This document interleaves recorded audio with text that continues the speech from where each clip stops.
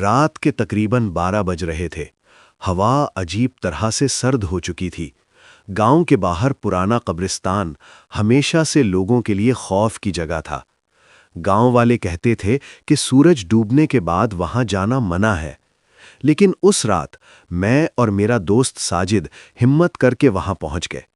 ساجد نے ہنستے ہوئے کہا، لوگ فضول ڈرتے ہیں، یہاں کچھ بھی نہیں ہے۔ مگر مجھے شروع سے ہی عجیب سا خوف محسوس ہو رہا تھا۔ جیسے ہی ہم قبرستان کے اندر گئے، اچانک ہوا بہت تیز چلنے لگی، درختوں کی شاخیں آپس میں ٹکرانے لگیں اور کہیں دور سے کتے کے رونے کی آواز آنے لگی۔ ہم آہستہ آہستہ قبروں کے درمیان سے گزر رہے تھے۔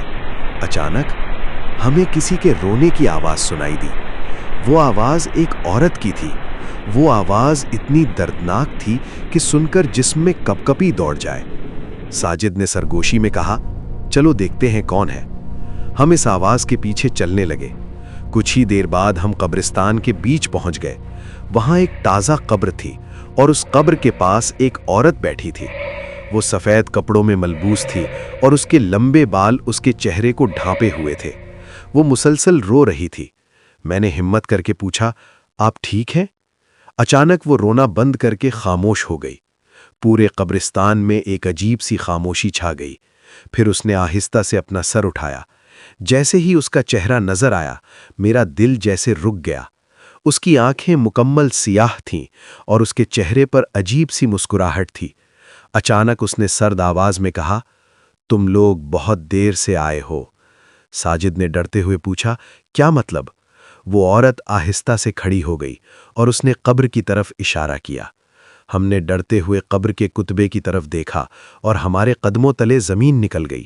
اس قبر پر لکھا تھا، ساجد خان، پیدائش 2002، وفات آج رات۔ ساجد کے ہاتھ کانپنے لگے۔ یہ کیسے ممکن ہے؟ اچانک قبر کی مٹی ہلنے لگی۔ ایسا لگ رہا تھا جیسے اندر سے کوئی زور زور سے مٹی کو دھکیل رہا ہو۔ ہم خوف سے پیچھے ہٹنے لگے۔ تبھی اچانک وہ عورت زور سے ہنسنے لگی۔ اس کی ہنسی اتنی خوفناک تھی کہ پورا قبرستان گونج اٹھا۔ پھر اس نے آہستہ سے کہا، جس کا نام یہاں لکھا جاتا ہے وہ یہاں سے زندہ نہیں جاتا۔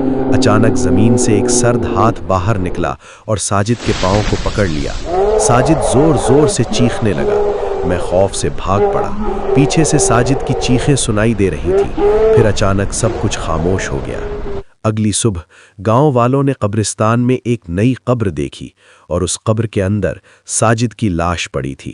لوگوں نے کہا شاید کسی نے قتل کر دیا، لیکن ایک عجیب بات تھی، ساجد کے چہرے پر شدید خوف جمع ہوا تھا اور اس کی آنکھیں قبرستان کے دروازے کی طرف کھلی ہوئی تھیں، جیسے وہ مرنے سے پہلے کسی چیز کو دیکھ رہا تھا۔ آج بھی گاؤں والے کہتے ہیں، رات کے وقت اگر کوئی اس قبرستان کے پاس سے گزرے تو ایک عورت کی آواز سنائی دیتی ہے، اگلا کون ہے؟